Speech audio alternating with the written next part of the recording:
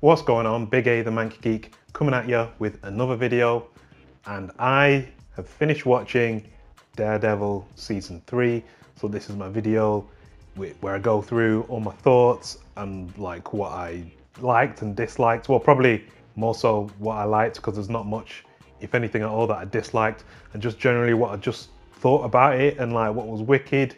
And yeah, so yeah, I've just put together notes and I'm literally just going to talk about just stuff that I liked about the show. Because, man, when season 1 like came out, I remember just thinking, just please be good. Like, please, just please be good. You know what I mean? Let's wash away the taste of Daredevil from 2003 and just be a really good TV show.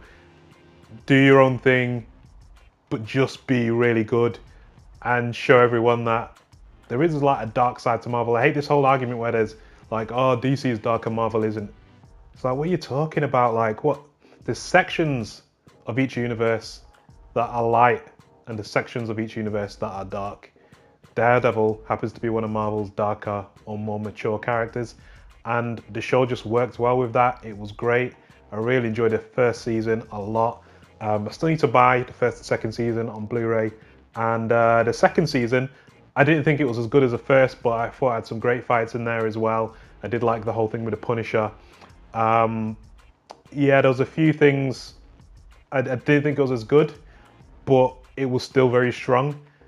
And then season 3, just kind of like, I think it's very close to season 1 standards, if not equal to, just because everything was just so pretty much tight and concise. There's only one episode where I can think of where like, it probably wasn't necessary, but it was nice to see that story. But anyway, yeah, man. So first up, we're going to talk about the fights, because ever since season 1, that first corridor fight, Daredevil has always been about the fights, and everybody loves the fights in Daredevil, because if you think about TV and like superhero stuff, you get fights in like, say, every episode of Arrow. But because of the time constraints and the amount of episodes that have to pump out, they don't get to do kind of like the things that Daredevil gets to do, just because it'd be too long to choreograph and to do X, Y, Z. So they need to keep things kind of like action based, have enough there to kind of satisfy people and move on. It's just a little action sequence and then that's it. Whereas a fight in Daredevil is an event. Like, it's not just, oh, there was a little scuffle, someone got knocked over, they caught the bad guy end. That's not how it is. It's all part of the story, and there's story within the fight sequence. So Daredevil is wicked at doing that. So first up, got the car park fight. That's kind of like the first kind of major fight. I mean, he did have Matt do a bit of boxing with that guy, but that's when he was getting back on his feet and whatnot. Before then, it's all just kind of like really kind of story focused stuff with Matt getting back up on his feet. But the car park fight was really cool, because you start off and Matt's trying to like hide out, and he's like creeping behind the guards. There's that one guy who kind of turns around, and then behind him, Matt jumps into a forward roll, and then there's a side plank by the car so no one can see him, and he's just stealthing his way across. It was just wicked. And then obviously some guys see him, he puts a few of them to sleep and whatnot, and then he gets caught by one dude, and then their guys come down the stairs, start firing at him, and then he comes around the back of him and starts taking him out. Now this fight is a really good fight. My only problem with it is that there was too much cutting for me. I felt like they should have just left the camera there and just let it play out, because I love it when they do that, because it's just confidence to me. It's just confidence in like your filming of the scene, and also just confidence in the choreography and what's happening in the moment. I just love it when the camera's just left there so we can see what's going on. But yeah, it was the first kind of like, okay, cool, like we're getting into this now. That was the first fight. And if I had to score it, I mean, let's use the scale of like letters. I'd give it kind of like a C+ or a B-, somewhere like that, because it was good. It was pretty quick. There was a cool build up towards it, but it wasn't the best, you know what I mean? Because the best is yet to come. So prison fight I'm gonna give, like I said, B minus or C plus, or just halfway in between there. Then, my gosh, we got a wicked treat, a wicked treat, which was the prison fight, which is really in two sections, but it's all like one massive section. So your first section is Matt. He's been punched in the face in an earlier scene, and he's got to see like the nurse so they can like sign him off and that. And then yeah, he's in the waiting room, in the operating room or the nurse's room, whatever you want to call it. And then he gets attacked by this dude. He has to take him out, and then there's a discussion with like Wilson Fisk. Does Wilson Fisk ring him? Oh, I've forgotten. But anyway, because Wilson Fisk is watching on a monitor, and then he leaves the room, and then there's just these like a few prisoners, and there's a wicked corridor fight. Like, it's so good. It's all done in one take. I watched the fights again just before doing this video, and I did notice, I tried to spot kind of like a join, but there doesn't appear to be one. I can see moments where they swap between Charlie Cox and whoever the stuntman was, only because you don't see Charlie's face at a certain point. So it's like, oh, there must have been a switch over there, and there must have been a switch over here. But the fights are just, again, brutal corridor fight. And they go back into the nurse's room because there's like, at one point he gets like thrown in there, or he kind of like, he pretty much gets thrown in there with all the guys. And then there's this stuff with this chair that he's using to kind of beat him up. And there's this wicked jumping kick where he just jumps up onto the chair and like kicks this one dude in the face and all that. And he's tired. I love it when he gets tired because it's not easy. He's a skilled fighter. He knows quite a few different styles, good technique and all that. But he gets tired, and especially when he's having to take on 3 guys and they get tired as well. And it just feels so real. It just makes it seem like so much more real. And then after that, we see Matt go down the corridor. He continues down it. And I didn't see this on, because there's loads on YouTube, like loads of people have loaded them already. And I didn't see the second bit with the two guards that he has to take out. That bit was wicked as well. And then you got the conversation with the Albanians where you find out that, well, Wilson Fisk didn't get stabbed by an Albanian. And then you got him having to escape from the prison. And again, another long take, and it's just like, there's loads of stuff going on. There's guards coming. There's a door that has to be open. Matt elbowing one, and then the door getting closed and all that. Go through another door, and there's like a riot going on. And then, like, the guy who's with, because one of the Albanians dresses up as like one of the guards in like the riot gear and that, when taking him through, and he gets punched in the face. Like, someone else, I think there's a fight between a guard and another prisoner, and then he gets up, takes Matt towards another door, and as he's taking him towards the door, a guard's getting shanked in the neck by a prisoner, and he's just going wow, like that, and just blood coming out, spattering the wall, and it's just frantic. And again, this is all one take, and it's crazy. And like, we see Matt get out of there, but it's not easy. There's stuff going on. It's like, yo, how's he gonna get out of this? How's he gonna get out of this prison where there's actually people coming after him? And how's he gonna get back into the taxi? But yeah, all that whole sequence, the prison sequence, gold, absolute gold. There's like films with millions of dollars behind it that can't even film a scene like that. And this is TV, and online TV, and they're giving it to us this good. Like, I swear, if Daredevil could get, because Luke Cage got cancelled the other day, I was quite surprised by that. Iron Fist I wasn't surprised about. But if they cancelled Daredevil, especially after doing stuff like this, they are freaking crazy. But yeah, the prison sequence or the prison fight, mint. I've got to give it an A star, just because I was just so into it when it was happening. A star for that one. I was getting an A star. Now, Daredevil versus Bullseye at the New York Bulletin. We knew it was coming. We knew it was going to happen. And at the point in the show in which it happens, it's so good because there's so many people whose lives are on the line to bring down Wilson Fisk. And just to see them, both of them go at it. Because what's so great is Foggy's there, Bullseye throws a baton at Foggy. Matt catches it. Great moment. Slow moment. Foggy runs off into the room where Karen is, right? And he's surprised to see her pointing a gun at the door. And then we kind of get Bullseye and Daredevil sizing each other up and just stood there looking at one another. And I think that's when Matt says, "Who are you?" And then Bullseye's like, "I'm Daredevil." And then there's just a moment, and then they just run at each other, and the camera just stays there, and it goes in a little bit, and you just see them close quarters, trading punches, blows, blocks, hand trapping going on, and all that kind of stuff.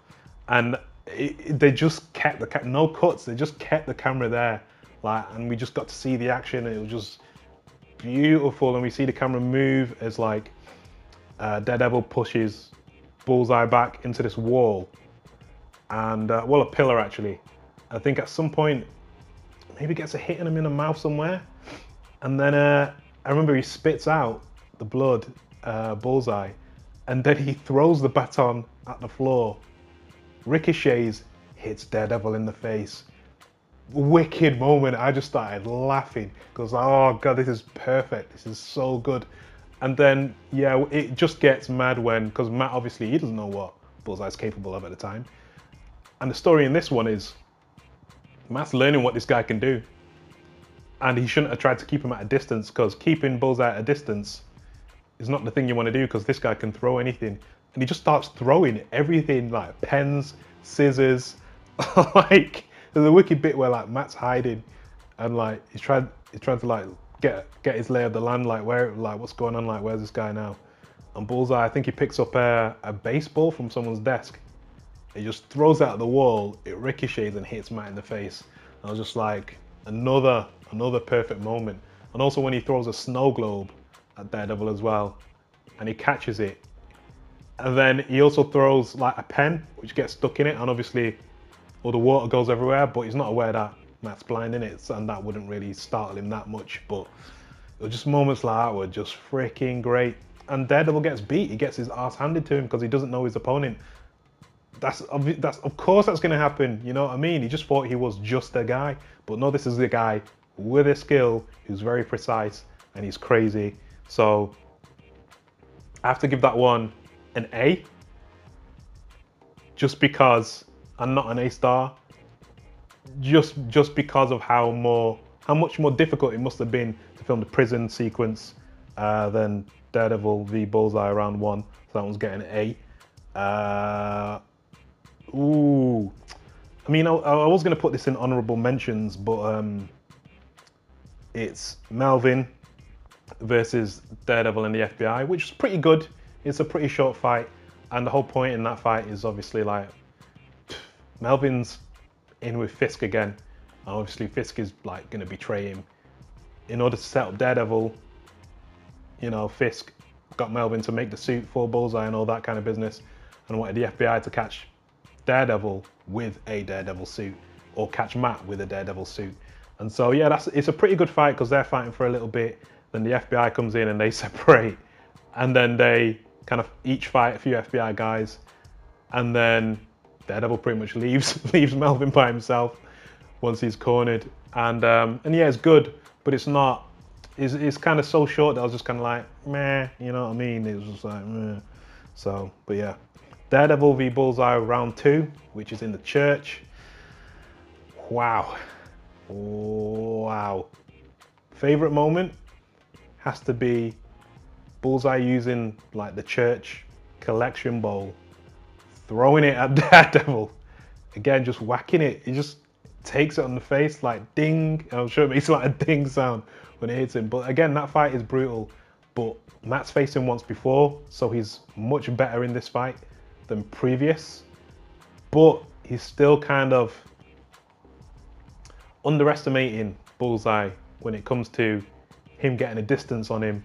And the only reason why he survives the fight, he doesn't even win it. He's almost beat again, but Karen comes to the rescue, whacking Bullseye over the balcony and down onto the ground, which is a great shot. I can't believe they did that in like one shot as well. Like it's weird because there's no. I don't know where the CGI is in that shot. There's got to be some, but just the way he falls and you literally just see it is like what the hell.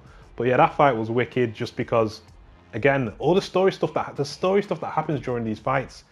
So earlier we found out, or Matt found out, that Sister Maggie is his mum, and he's mad at I forget what the priest's name is, but he's mad at the priest because the priest has known this all along, like forever. He's known this information, and with his dying breath, he asks Matt. He says, "Matthew, please forgive us." And it's just a great story moment because you don't expect that story moment to happen, and it's just something that's happening during this frantic fight. And it's just, again, it's just so good. The story and the fights, they just marry up perfectly. I'd give this one like a straight B. It was good. It did lead to kind of interesting story things happening, which I do appreciate. But yeah, it was a B. It was a good second fight for those two, but it was definitely just a B for me for that one. We've got Daredevil v Bullseye v Fisk. Now this was wicked because Daredevil Matt played it really well. So Matt reveals to Bullseye, Dex, that Fisk killed, what's she called? Pauline? Christine? Oh, I forget what was her name. What was her name? Julie, or Julia, whatever her name was. He reveals, or lets him find out, that Julia, I'm sure it was Julie, the woman that he was kind of into and felt like could make him like better and make him kind of normal. Yeah, he lets him find out that Fisk killed her. So now Bullseye is going after Fisk.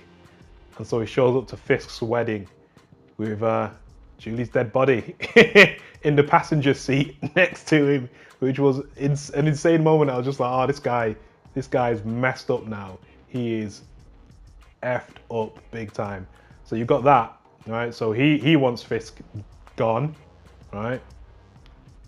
Fisk obviously hates Daredevil. Daredevil hates Fisk. They've got history. And Fisk, now that Bullseye's attacking him and Vanessa, Fisk wants to get rid of him as well. So everyone wants to take everyone out. And it's just this frantic like thing going on where you get like Bullseye throwing things. Like I remember he throws a pot at Vanessa. And you got Daredevil doing a running like jump, goalkeeper save, and like just slapping it out of the way. And there's just all this stuff going on. There's one point where Bullseye grabs like some knives and forks, some cutlery, starts throwing it at Wilson Fisk, and he's just like holding up his jacket, just taking the hits because it must be lined with something. Because he then puts that jacket on Vanessa for protection, so it must be lined with like, I don't know, Kevlar or whatever. But yeah, it's just wicked, just all wicked things, and just like what it comes down to, Matt doesn't like. He doesn't do what Wilson Fisk wants him to do, which is actually really be the big bad guy and bring out the devil. But it's a wicked kind of like three-way fight because not everyone's in it all at the same time. People are in it in different times, in different moments. It's actually really well done. So again, I'd give that one an A because I don't think they've ever done a fight like that before. I have to give that one an A. But yeah, fight-wise, if you love like your choreography and your camera work and the two just being like near perfect, you're gonna love like Daredevil season 3. Honorable mentions, I've got Bullseye versus the Albanians, just because I didn't like watch any videos beforehand saying like how they're going to introduce the character, and I didn't watch anything about the guy who's playing the character either.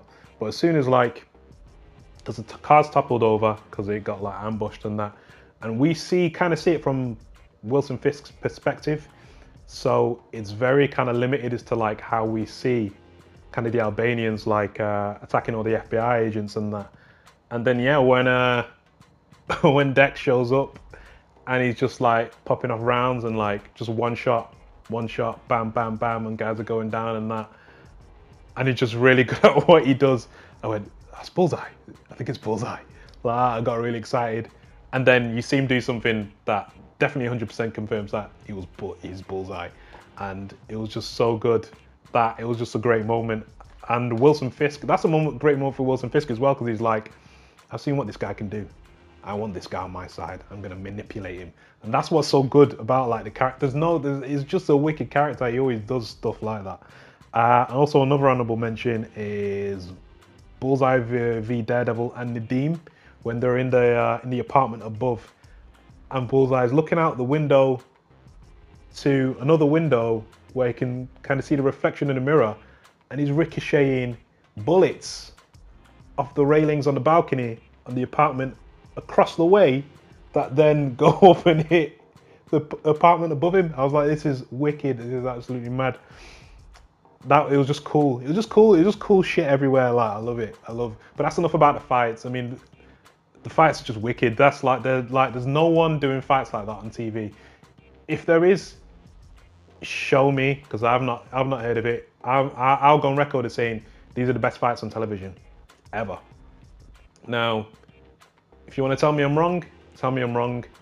Show me the evidence. Link me to something. I don't mind being wrong, and I'll watch it. But these guys, they're on another level. I love what they do. Season 4 better be happening. I hope they do it bigger, harder, stronger. I want more Bullseye. I want Bullseye to come back. I want him to be throwing things everywhere. I want him to be popping off rounds as well. I just want like a whole season of Daredevil v Bullseye. But yeah, character-wise, the good characters in the show. Obviously, you've got Matt, who starts off because like we actually see what happens to him right after the Defenders. Once the building collapses. And yeah, I wasn't mad anymore, because at the end of Defenders, I was mad. I was like, how did he get to the freaking like church or whatever, or the orphanage after? But obviously we see that, and it's a bit like, yeah, no, you can't survive a whole building like falling down in your lap. But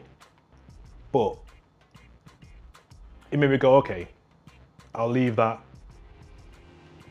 And I like the fact that like Matt was all like messed up, like it was proper messed up.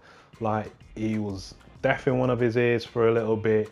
Like his body was mashed, and he had to like start training again and all that to try and get his mojo back. And then he finally does get his mojo back properly at one point. But like you see him going out and patrolling that, and he's not even 100%, and he's like kind of getting his ass handed to him for a bit. And it's good to see like, it's good to see heroes struggle, man. That's what you want to see. You want to see your heroes struggle and then persevere. And yeah, just Matt's story, like he really wanted to get Wilson Fisk, and there's moments where you can even see his internal monologue with kind of like a Wilson Fisk voice in his head. But what's so good about it is you see Wilson Fisk behind him saying the lines and all that, but he's out of focus, and I kind of like that because it establishes that it's all going on in his head. They do a similar thing where Matt's having a conversation with his dad as well at one point, but it was just a good like little thing, because sometimes they do it when they do stuff like that, it's literal, like you can literally see the person and literally talking to them like they're actually there, whereas this is I don't think he directly addresses like face to face. It's always like happening just behind him, and well, it makes sense also because like he's blind, so he's not going to talk to someone really like in the eyes. So I liked that. It was just a stylistic choice that I really liked for that. But yeah, he has quite a roller coaster. Like he starts off being a bit of a dick, saying, "Oh, I don't want to get Foggy and Karen involved and all this kind of stuff," and then, but yeah, he kind of battles with the darkness, and it's at the end where he realizes that yeah, he has a bit of darkness in him, but he's not what he thought he was. He is actually Matt Murdock. He's not the devil. The devil's just a small part of him. And that's kind of like Matt's journey in this. Foggy had a pretty good journey. Oh, all the journeys, all the characters, all the plots, all directly linked to Wilson Fisk, because there's so much going on, but everyone's got a bone to pick with Wilson Fisk. So you've got like Foggy as well, like his family had borrowed money from this bank, which turned out to be a bank owned by Wilson Fisk. And he kind of screwed Foggy's family over, kind of stopped them getting business, and it was only when they took out this loan that they got their business back. So like Wilson Fisk is everywhere, man, and like he was doing this thing where he wanted to be district attorney so he could take down Wilson Fisk. But then he found out that his family borrowed money. It's like, well, shit, like fucking, if I take him down, he's gonna destroy my family's business, and they need it, and all that kind of stuff. So, and then you got Karen, who freaking admitted to Wilson Fisk that she killed Wesley in season 1, and then like that's why Bullseye was at that church. Like he was there to kill her, you know what I mean? He was there to really go after her and that. And like she even has a whole episode where we get to see like what her life was like before like moving to New York, and how her brother died and all that kind of business. And it wasn't the best episode, just because episodes like that, it's like, it can kind of be a bit like, do I need a whole pretty much episode of this? But it gave us a good idea as to like how she is, like the way she is. She doesn't quit, which is a really good thing about the character, even when, of course, she's going to be outmatched because she's just like a normal civilian and that.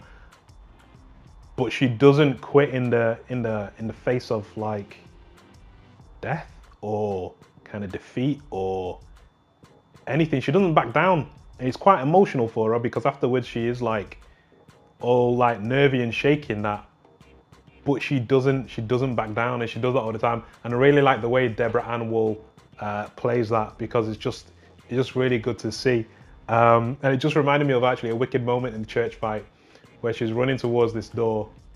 Bullseye throws a baton, but Daredevil kind of gets to his hand before throwing it, and it just misses her. And she does this like, like that, as it flies past. It was a wicked moment. But yeah, I really like Karen, as always. She had a whole thing like going on with the bulletin, and like she was investigating stuff as always. She was a really good investigator. Like that's her character. That's why she's good at like what she does in that. But everyone was doing their own stuff, which all interconnected to kind of Wilson Fisk. So everyone would cross paths every now and again. We've got Nadeem, who at first, to be honest, when they were introducing the character, I didn't know what they were doing with him. But I was like, oh, okay, he's an FBI. And then the whole thing with Wilson Fisk, I was just like, oh, Wilson Fisk has revealed all this information to him on the day that he least expected to get any information. I was like, he's being played straight away from the beginning. I was like, this guy's being played. There's people in the FBI definitely who are behind Wilson Fisk as well, are getting paid off by him or whatever. This guy's getting played like for real. You felt bad for the guy, because the guy was desperate, and then he got something that he really wanted, and then was able to get his promotion and whatnot, so he could get his money in order and all that. So Wilson Fisk had been watching for a long time, man, and he was picked. You know what I mean? He was picked. It was no coincidence, you know. So yeah. So Nadeem, he ran his course. It got to a point where he kind of wasn't needed anymore story-wise, and so what happened, and it made complete sense. Yeah, I think keeping him alive would have been a bit like, yeah, nah. It just, the story ran its course, and then, you know, we had the end of it, and then we got the payoff for that character. He does have a redemption moment later in the show, which is really good. Obviously, we've got Kingpin, Wilson Fisk, wicked as always. Vincent, I always forget to say how his surname. I just love like how Vanessa. Everything's just like kind of growly and grumbly with him. Like I love the bit like where he's making his omelette in prison, I think in the first episode, and it just goes quiet, and the whole prison just goes quiet because they're just all like shouting before and all that. But yeah, his character's just great, man, because this guy played fucking everyone. Like he bought the hotel that had the penthouse kind of secure like apartment that was owned by the FBI, and he just played everyone. Like you just knew all the time he was playing people, and especially like when he was playing Dex as well, man. That was great. And actually, speaking of that, I liked what they did with Bullseye. I liked how they're like, look, here's this kid. He's got this weird skill, who can't like quite connect to people like properly. He lacks empathy for them. He needs to have kind of like a regimented routine to like get by in life. Like, which is why when we see his apartment, like everything is in its place. And like he had to be in the army or like under like the FBI in order to kind of like just get by. He needed something that was very regimented, otherwise he wasn't able to kind of like survive. And he just lacked empathy for people. So you got that whole episode where like Wilson Fisk like reading his files and listening to his tapes and that, and we found out he was working for that suicide prevention line, and he had like a few dark moments in there and stuff. You're like, wow, man, this guy, like, he really needs structure, because without structure, he just goes insane. He just goes crazy, and he can't quite cope. He needs someone to kind of like guide him. And Wilson Fisk, once Wilson Fisk knew that, man, he knew what was gonna go down, and it went down. But it didn't go the way Wilson Fisk exactly wanted it to, which I don't know. Maybe next season, Bullseye's coming for Wilson Fisk. Who knows? Who knows? But story-wise, I really enjoyed it. I liked having Wilson Fisk back as like the main villain. I thought the story was good. It made sense. It kind of, excuse me, put a close to things from season 1. And just, yeah, I just can't wait to one day sit down and watch all 3 seasons kind of like back to back. Just because it is the best superhero show to me. Just because I like the pacing. The pacing's like Breaking Bad or Better Call Saul, or, you know what I mean? It's really slow pacing. And you may go, oh, well, it's boring, but there is a payoff. You know what I mean? We live in a time now where, like, I was watching The Punisher, for example, and I was checking my phone a lot because I wasn't super into The Punisher the way I was Daredevil. But we live in like a now time. We want everything now. Oh, this should be shorter, this should be quicker, and and the action and blah blah. It's like you can't have all action all the time. Sometimes a good story that's intriguing is all you actually need, and then you'll have the fight scenes and action in addition, which complement it. That's what I feel like Daredevil does so much better than any other show. I think most other shows will have fights because they have to have a fight because they need to keep people interested. Whereas Daredevil, it comes at the story naturally, and it all makes sense. And things that happen, although people can do extraordinary things like Bullseye, his precision, wicked. People get tired, people bleed, people get hurt, people die. There's consequences to all those things. It's not like, oh, I punched you, now you're in jail until next week's episode, or until 7 episodes down the line. Everything matters. And I know these characters live in a world where aliens came down and messed up like New York and that. But I like the fact that the things that go on around them isn't like a surprise to any of them.